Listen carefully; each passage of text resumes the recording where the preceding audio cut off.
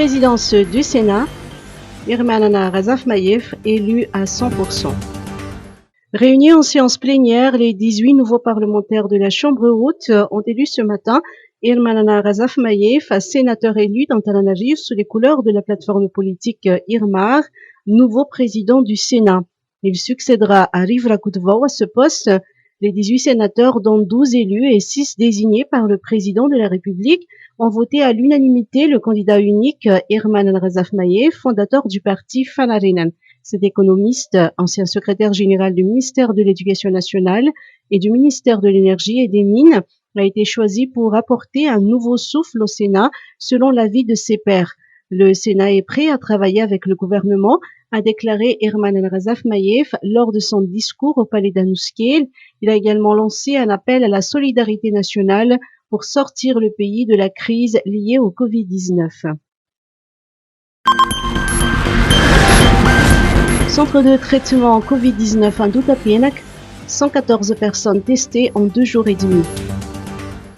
2 jours et demi après sa réouverture, le centre de traitement de Covid-19 en Dutapenak a accueilli 114 personnes qui ont pu être testées selon le ministère de la Santé publique.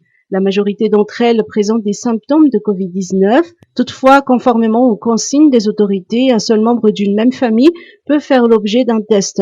Ceux qui sont testés positifs et présentant des symptômes sont dirigés vers les hôpitaux, tandis que les asymptomatiques doivent s'astreindre à un isolement et à un traitement à domicile. Les centres de santé de base peuvent aussi prendre en charge les personnes infectées. À cause de la recrudescence actuelle de nouveaux cas, les autorités lancent une opération de désinfection dans les lieux publics et une campagne pour le respect des gestes barrières tout en incitant la population à prendre du CVO. Tempête tropicale éloise, Antala cette nuit. La forte tempête tropicale éloise est prévue toucher terre cette nuit au niveau du district d'Antala, selon les services météorologiques. Ce matin à 9 h, son centre a été localisé à 160 km à l'est-nord-est d'Antala.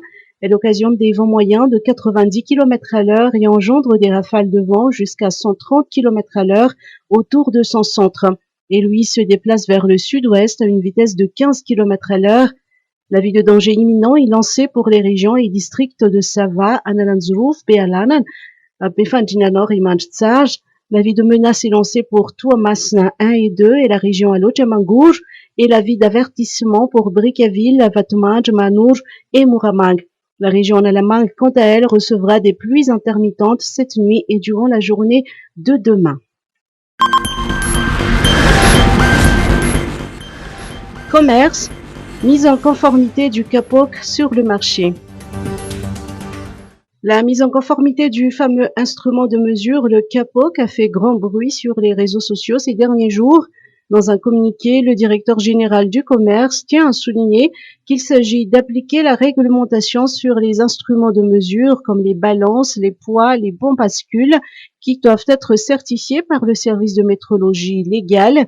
Désormais, le CAPOC fera aussi partie de ces instruments de mesure que les agents de la métrologie peuvent contrôler à tout moment sur les marchés. Cette action entre dans le cadre de la protection des consommateurs afin de rendre le CAPOC conforme et unique chez tous les marchands et de permettre aux consommateurs de connaître exactement le poids de ce qu'ils achètent.